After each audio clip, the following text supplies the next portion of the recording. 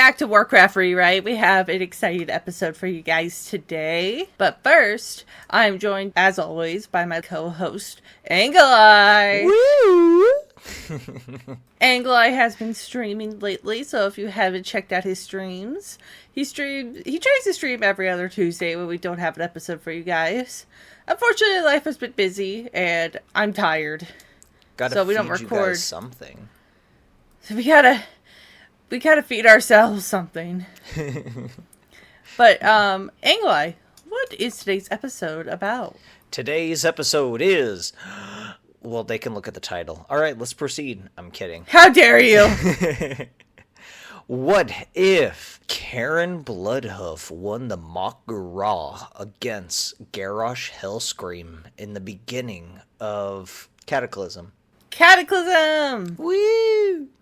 So, Thrall stepped down from the mantle of the Warchief to go to the Maelstrom to intune himself with the elements to figure out what was going on, even though it was a giant dragon that came bursting out, and passed the title of Warchief onto Garrosh Hellscream because he understood the orcs more than anyone that was a part of the Horde, Eitrig.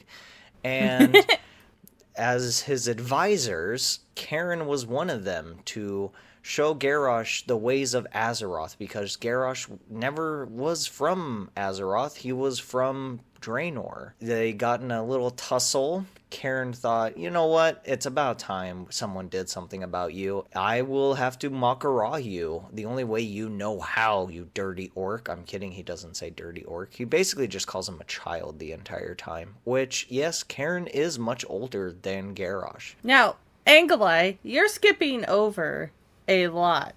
First of all, how do we know that our lovely viewers know what a Mak'Gora is? Mak'Goras are very rare in World of Warcraft. We have seen only 3 of them performed in World of Warcraft so far. And in 2 of them, people have cheated. Now, what is a Mak'Gora? Anglai, do you want to explain what a Mak'Gora is? A Mak'Gora, orc heritage. If there's a huge dispute, if they just hate each other, it's like us saying, I challenge you to a duel, and they each get a rifle and shoot each other. But that's not what a Mak'Gora is. That's too easy. A Mak'Gora is with your bare hands, or sometimes weapons that are blessed before the battle begins. And for a Mak'Gora to happen, it is to the death. It is to the death. So obviously it's a big deal, and not a lot of people perform Mak'Goras. The only 3 that have been performed are Cairne Bloodhoof with Garrosh Hellscream for title of Warchief, Garrosh and Thrall, but Thrall cheated and used magic. Yes, so in a Mak'Gora you cannot use magic. You can only use weapons and fists. Fisticuffs, if you will. Yeah. And then the last one was done by Sylvanas and Saurfang. And Saurfang was unceremoniously killed because Sylvanas used her magic, killing him instantly. And there was another instance where there was a Mak'Gora in the Warcraft movie, if you guys ever seen that, which Golden highly recommend. 10 out of 10. I liked it. I liked it too. I actually watched it with Papa Dry. That's right, Papa Dry and I watched it. But yes, Mak'Goras are very rare in the Warcraft universe. Yes. And actually, fun fact, I believe they were added in World of Warcraft Hardcore. Yes. And so people could perform Mak'Goras. In Hardcore, when you die, and it's a different form of just fighting each other. What is it? A duel. So there's duels in the game, but you don't die. But if you Mak'Gora in the game, your character dies. Right. So don't Mak'Gora. Sorry, Anglai, to interrupt you. I wanted to explain what a Mak'Gora was to our viewers if they don't know what it is. Heck yeah. But yes, Cairne Bloodhoof and Garrosh Hellscream fought over the mantle of who should be Warchief. Now, who is Cairne Bloodhoof? Or Cairne Bloodhoof? Cairne Bloodhoof. We're going to mess this up. Oh, gosh, we are. Cairne Bloodhoof is the father of Bane Bloodhoof, and he was the former chieftain of the Tauren people. But this was in Classic. And Cairne was a nice and noble man who cared about his people. So, and him and Thrall became good friends when Thrall formed the Horde. And actually, Magatha Grimtotem, who is a Tauren from a different tribe, actually convinced the Horde to let the Forsaken in. Woo! A little bit of Tauren lore for you. But also, she's important later, so that's why I bring her up. We'll put a little sneaky Chekhov's gun right there.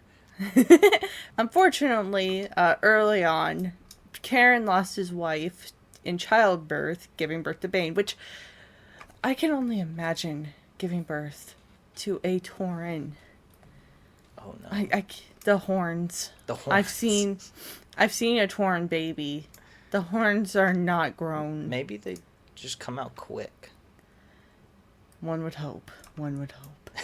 But the reason why a lot of new players would never see Cairne is because he died pretty early on. Not in game. He died in, I believe it was either a comic or a book when him and Garrosh had their Mak'Gora. So thus we don't see him anymore. It's never really listed in game.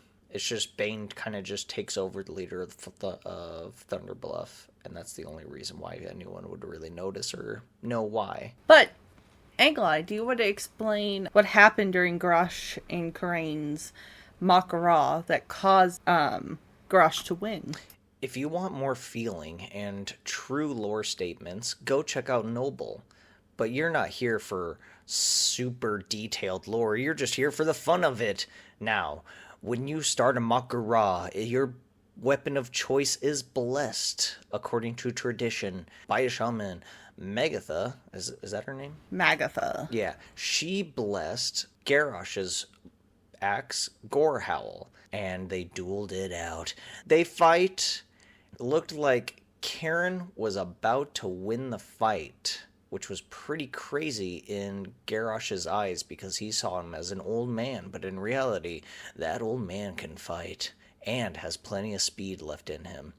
All for the glory of the Horde. But Garrosh sees an open opportunity and only lays in just a little bit of a chest blow, or was it to his shoulder? I can't remember. He lands a blow on him, and it doesn't go in that deep, but it still shed blood as Cairne reaches for his weapon that is now shattered by Gorehowl itself. He realizes, my weapon feels kind of heavy. My eyes are... What's going on? Did I get some dust, or is there some blood in there? He tries to push it out of the way, not knowing what is going on. His whole body feels heavy. Garrosh sees this opening again and goes in for the kill, not realizing that his axe... Wait a minute. This seemed a little bit too easy. His axe was poisoned. Dun dun dun. That's right, rewriters. His axe had been poisoned by Magatha Grimtotem for control. She saw an opportunity to get rid of Cairne, take over Thunderbluff for her tribe. And unfortunately, we lost a good one. Because after that, Garrosh was left unchecked. Nobody to question his authority. And thus, he kind of went insane with power, as most Horde leaders do. He does a lot of bad stuff. But if you want more of what if he did something wrong, you can go check out our Garrosh video. What if Garrosh did nothing wrong? But in our rewrite today, Magatha Grimtotem would be unsuccessful in her attempt to poison him and would be caught in the middle of it. And nervous, she would try to explain herself, but messing with a Mak'Gora, I don't know the rules, but I assume that she would get banished from Orgrimmar for it. I don't know. It might be even more severe. You're surrounded by orcs, and a Mak'Gora is very traditional. I don't know. Right, so the problem is to Magatha Grimtotem, if you didn't do the anniversary event for World of Warcraft, Lorewalker Choke, he explains that her banishment was actually beneficial because she's able to watch over the Legion and keep them in check for Azeroth. which is kind of true and kind of not true. She has ulterior motives. She does sketchy stuff. Time to do some sketchy shoot, do-da, do-da. But that's her. So, yes, her being banished was technically good for Azeroth, but also she still did really bad stuff. I imagine we would have been just fine without her. Yeah. But to keep the lore in check, we could also just say she gets exiled, which was also normal in Orcish history. It was done to Gul'dan. Nothing bad happened after that. Nothing bad happened. Anyway, so Garrosh dies because he has to, because it's a Mak'Gora. Right, and I know what you're going to say in the comments. Garrosh was actually a better fighter than Cairne. Nobody could beat him. He was actually losing the battle in the original story, guys. Fun fact. The only reason that he won that battle was because of the poison blade. It was even stated that he was covered in sweat and breathing heavily. Which, if you think about it, yes, Garrosh may have been the better fighter, but Cairne was more experienced, and he knew how to keep a cool head. Plus, we have to keep the rewrite. Yeah, plus that would be very fun if we just said, since Garrosh is clearly the better fighter, he still wins. And a rewrite. And a rewrite. Play a Diosa, and then... But yeah, so what happens is after the battle, Cairne is remorseful of having to put down Garrosh because, of course he is. He didn't want to kill him, but it was the only way Garrosh would listen. It was for the greater good of the Horde. Can you imagine if Cairne tried to spare his life and all the orcs around went, impossible. We don't do this. See, I was thinking about saying that, but I was like, this is orcs we're dealing with. You kind of have to be on their good side. So, well, also, orcs are very traditional, and they would not allow a Mak'Gora to go unchecked. They'd be like, you need to finish it, or else somebody else will. Yeah. And Garrosh would want him to. That's the thing. Oh, Garrosh would have been loving it. Oh, yeah, he would have been like, finally, battle worthy of me. Yeah, he's been waiting for that. I know he reused it, but it's like, do it. Do it. Do it. Our battle will be legendary. Poor Diosa. So many memes. So, Garrosh would want Cairne to kill him. He would do it. And then, after that, everybody would say he's the new Warchief, because, well, you were battling for title of Warchief.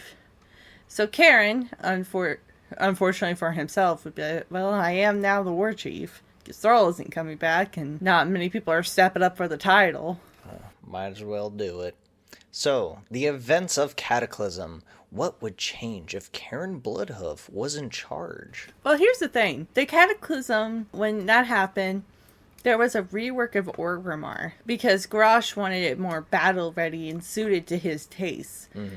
And who did he employ to help build his vision?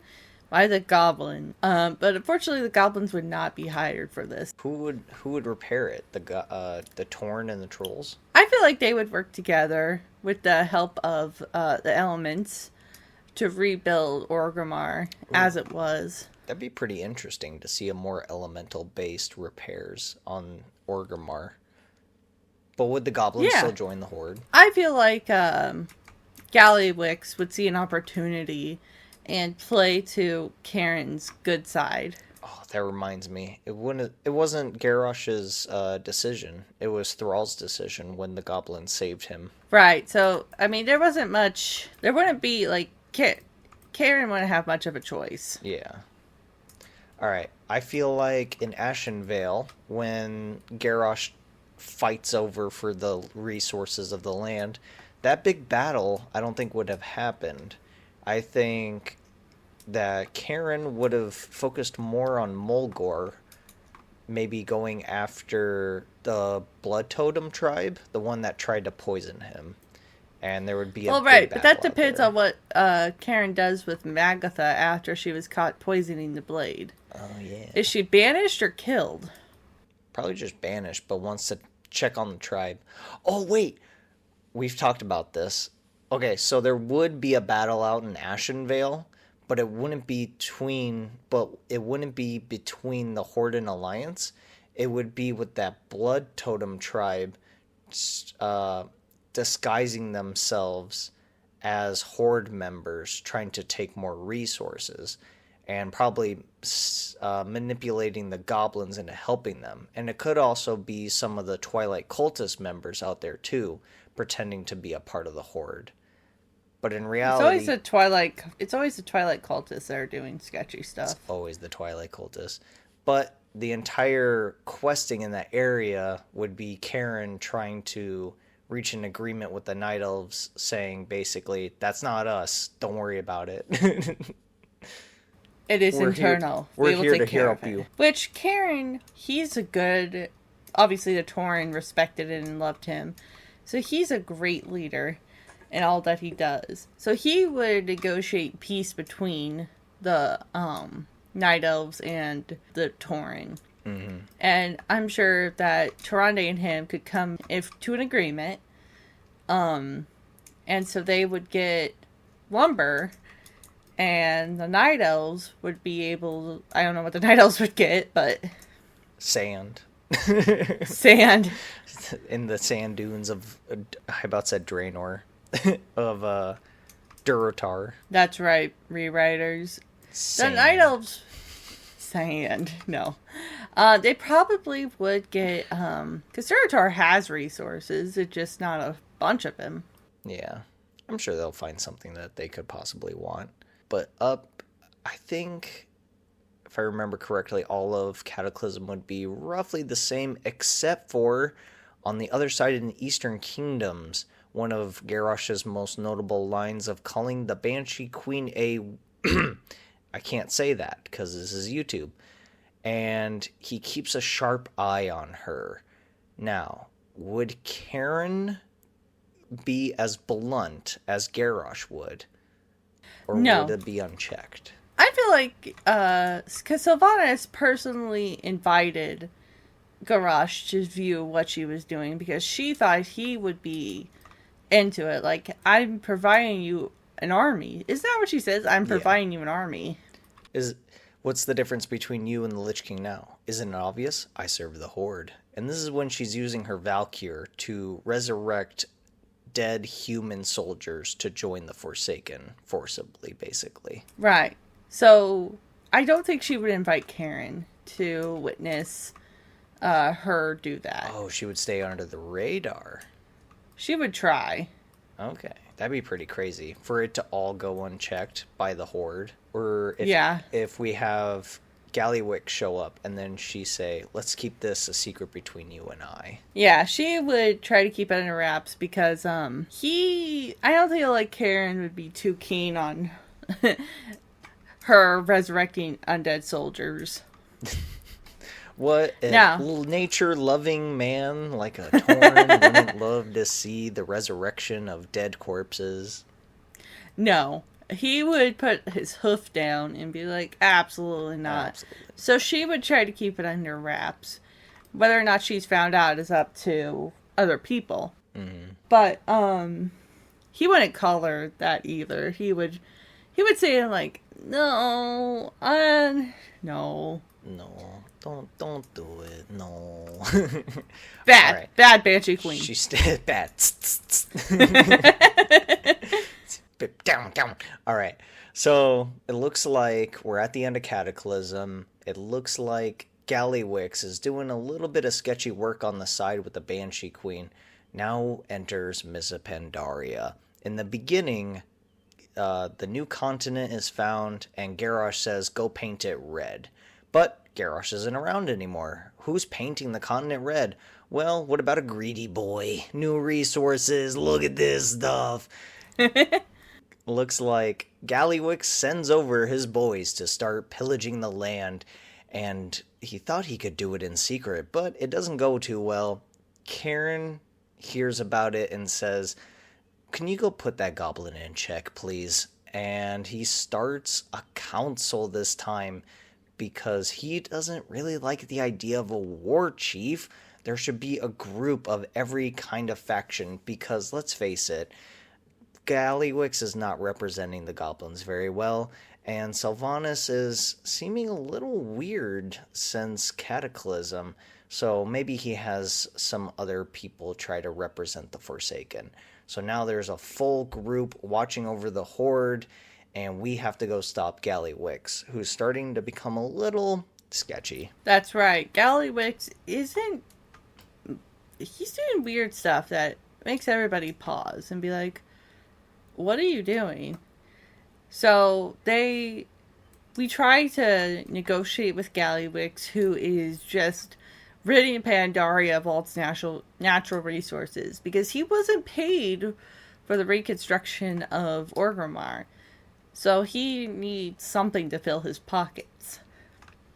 So what better way than to rid a beautiful land of all its natural resources? Heck yeah. And while that's going on, Cairne says, why don't we also go get some peace treaties out there too with these new people of this island? So we do get Pendarans, woo! But Gallywix really, really wants money, and that involves becoming friends with the Mantid. But let's face it, goblins don't really have friends. But the Mantid, they just want one single, simple little item. A heart. Just a nice, cheap little heart. You know, nice and simple. They'll give you an arm and a leg and half of their resources for anything for this measly little tiny heart.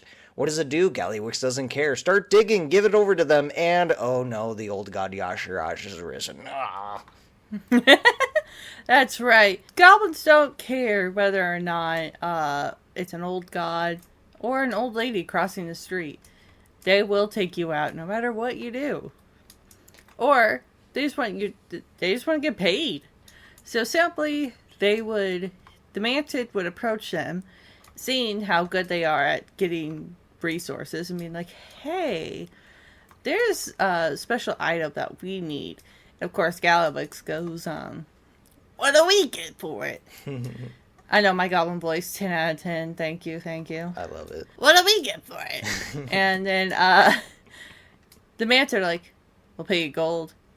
I'm in. You got a deal, bud. They shake, and Gallywix, of course, doesn't do it himself. He entrusts his trusty goblins to go and do it for him. Now, this does mean that Monty Gazlo become the goblin leader of the Horde, a part of the council, sooner than later. That's right, because while Gallywix is being Gallywix, the other goblins aren't too happy with what Gallywix is doing, because he seemed to have forgotten everybody else. He's like, what about us? What about everything we've been through? I feel like with everything that Garrosh would have done in Miss Pandaria, Gallywix would have happily done it. A bell? I'll take it. Killing a child with a bell? You got it.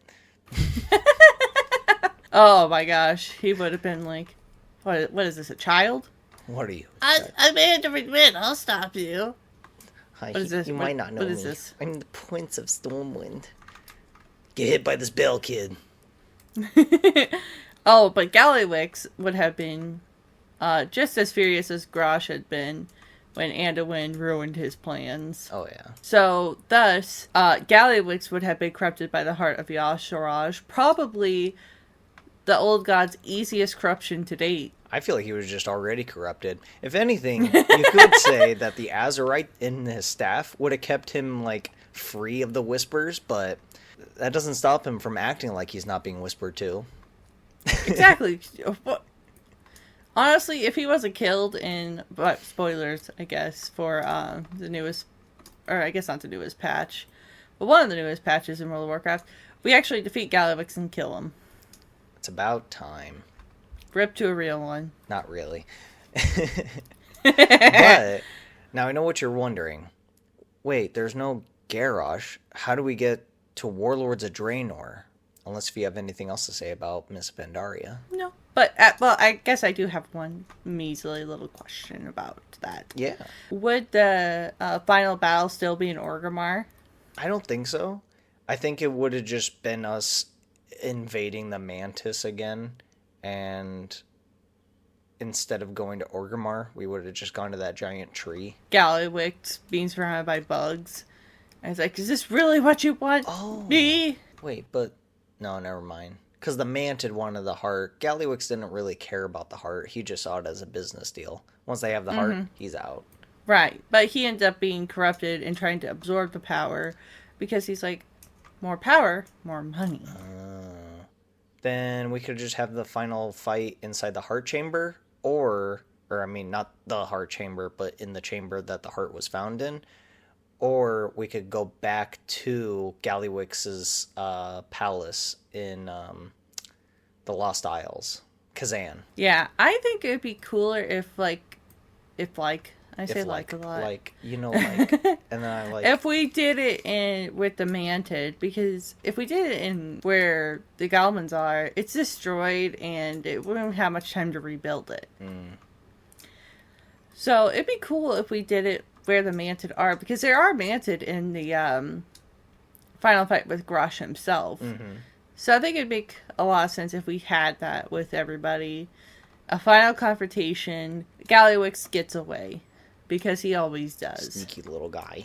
He ain't little, but somehow he keeps getting away with it. He's slippery. We all know why. He hasn't showered in days. Oh, ain't alive. We all know it's been years. That's true. I don't think... just look at him. He hasn't showered ever. That double chin has its own zip code. Anyway. Goblins would love hanging out with you. Yeah, I would have killed Monty. I would kill goblin bars. Oh my gosh. Me and Monty. Hey, Monty. Gallywix's chin? Yeah. It has its own zip code. Oh gosh, it's funny. Anyway.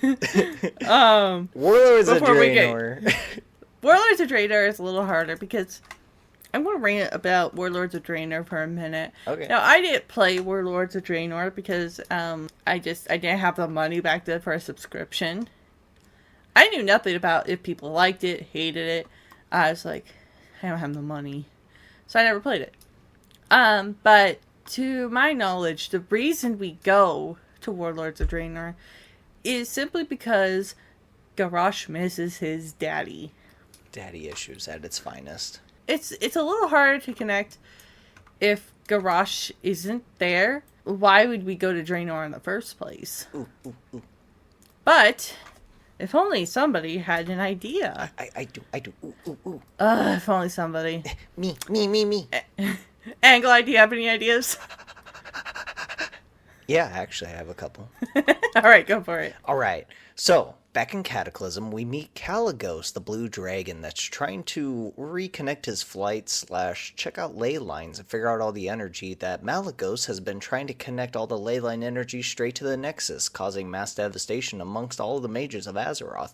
So, he's trying to fix the ley line energy. If you look at the ley line energy map, you'll notice that quite a few of them connect with the Dark Portal area, which is why Medivh set up the portal in that key location. So, Kalecgos would be trying to reconnect the ley lines in a certain ways and trying to fix them, thus trying to fix the ones around the Dark Portal area, and accidentally causing the portal to do some wibbly-wobbly, timey-wimey stuff that's kind of weird, and calls in a Bronze Dragon for help. Bronze Dragon comes in and says, dude, what are you doing? And tries to fix it, and it comes out red instead of green? Nah, it'll be perfectly fine. And some orcs on the other side, or not the other side, from our side, think, that seems kind of weird, enter, and realize, whoa, this is Draenor, this is an outland. We could help these people. We could help create a better horde for the future. And tells them that, hey, don't drink this demon blood by this pit lord / Gul'dan. Don't listen to Gul'dan. Gul'dan, he's this crazy old dude. Don't drink it. Here, we'll even give you some technology. Hey, are we friends now? I'm an orc, you're an orc. Yeah, but you're a green skin orc. And then he stabs him. And then all the brown skinned orcs rise up and they're like, you see those over there? You see them? Yeah. Right here? They have done absolutely nothing wrong, but they're blue. I've always hated the color blue. You know why? Why? No reason. With all that being said, we have to kill them. hey, let's go take over this new land as a new, refreshed, what did he call it? He called it a horde? Cool. And then they start off Warlords of Draenor. That's how I think it would go down. Nice. But first, they would be like, horde sounds too boring. You know what we need in front of it? Something cool, edgy, something to get the lady orcs. The Iron Horde? The Iron Horde! Iron Horde. What's something like sharp and pointy? Iron? Yeah, me like iron. I love making fun of orcs even though you're a horde. It's so much fun. I don't have to like every race. I make fun of every race. Probably should cut that out. I hate all races. Anyway, I probably will cut that out. please. So the orcs, that's how we get to Draenor. You see, because Caligos just messed up on some ley lines, and a bronze dragon wasn't really helping him out either. Who knows how magic works? I don't know. But the ley lines would be great because he always talks about fixing them, but we have yet to see him actually fix any. That is true. Even in Dragonflight, they say he was trying to fix them, but it seemed more like he was studying them than trying to fix them. Right. So it'd be fun to actually see him attempt it, fail, and him accidentally cause an alternate portal to open up.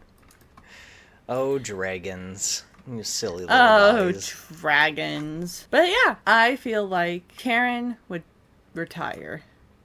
He's like, you youngins have it figured out. I'm tired. And they're like, but we need so much more of your wisdom. He's like, I'm done. And thus, a horde Warchief actually retires instead of tragically dies. Creating the council and to watch over the Tauren's point of view would be his own son. Son, I trust you. Think of the Tauren. Bye. I'm gonna go on vacation. So thus, the tragedy of the Warchief's dying is only halted by Vol'jin's death. Yeah. But wait a minute. Do we ever see Cairne come back? Honestly, he would come back. Especially, I feel like, in Shadowlands. In Shadowlands? Because he is so close to his spiritual side. He would feel as though he could help and guide the spirits to a better future. And also, his son would have been kidnapped. Oh, I mean, that too, but...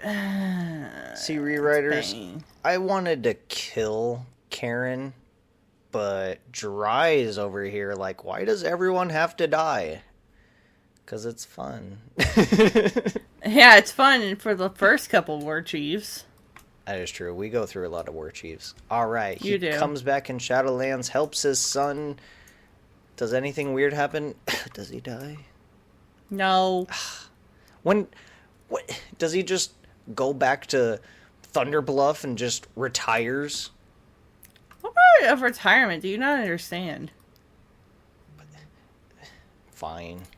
He has a nice, fulfilling retirement where he can watch his potential grandchildren grow if Bane ever manages to get a girlfriend. I don't think that's ever going to happen. That would be funny, though, if they did a little twist-a-rooney where he hooks up with Bloodhoof. Or, Dark... What are they called? Grim Totems? Grim Totems. If he would have hooked up with a Grim Totem. I was gonna say, a Bloodhoof is his own family. Yeah, I was like, whoa, Alabama. Sweet home Alabama. All right. But no, a Grim Totem. I feel like that'd be an interesting story. Here's your grandson, Dad. Oh, he looks... Wait a minute. Yeah, that's right. It's a Grim Totem. I hate you. But you're so freaking cute. Me with my grandchildren. But yeah, so Cairne Bloodhoof would successfully be one of the only war chieftains to retire. But that's boring.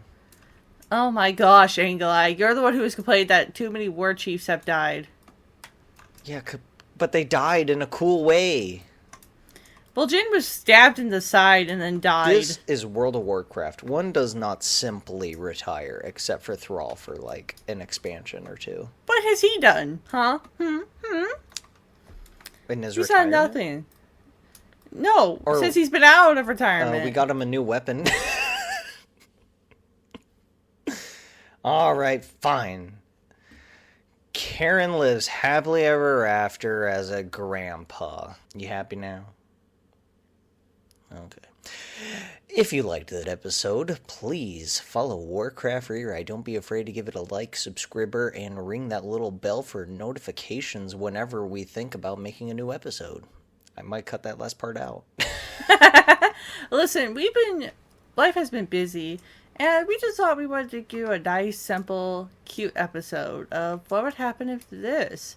I mean, to be honest with you, it's always interesting if you think about what would happen if a Warchief actually lived. There was one episode I wanted to do, what if Jin lived? The problem is, too, a lot of the time we have to work within canon, just because we don't want to rewrite an entire expansion, because then we have to base all our other rewrites off of our rewrite of an expansion, and that's hard. Angelai and I don't have that much time to rewrite entire expansions.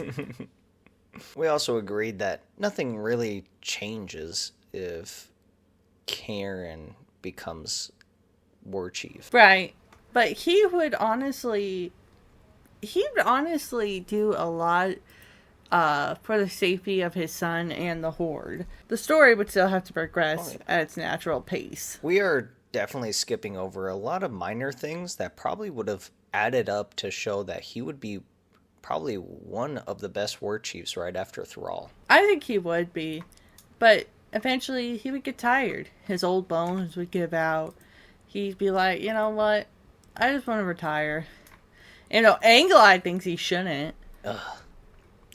Well, you gonna send it off? I am. Thank you guys so much for listening. Don't forget to like, subscribe, and click on that bell for when Angelai and I post again. As always, I've been Dry. That's Angelai. Thank you so much for listening and watching. And please, remember, always take care of your war chiefs. Thank you guys. Bye. Loktar Ogar! See ya.